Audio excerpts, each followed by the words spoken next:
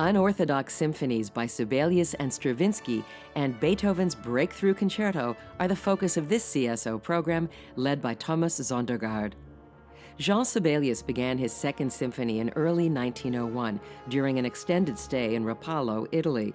The composer loved the Italian countryside, second only to his native Finland, and he worked in a hillside villa surrounded by lush vegetation. Still, there's nothing particularly Italianate about the score.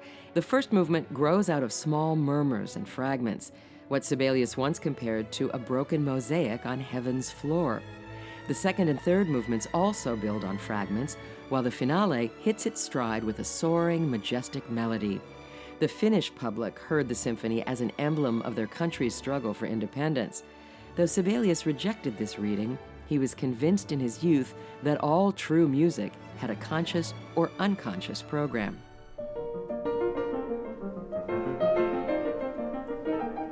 Beethoven wrote his second piano concerto for his first public concert in Vienna in 1795. His fame was growing by the day, and Haydn invited him to give a charity recital at the Burgtheater. But as the big performance approached, the concerto was still not committed to paper.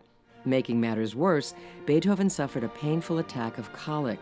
His doctor, Franz Wegeler, described a bedridden composer frantically finishing the score while 4 copyists worked in the next room. The show went ahead, but Beethoven was never fully satisfied with his concerto and revised it twice. Francesco Piemontesi is our soloist.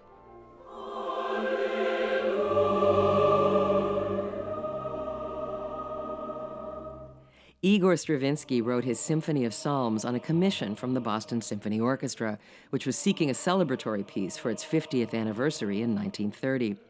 But the composer was in more of a spiritual mindset.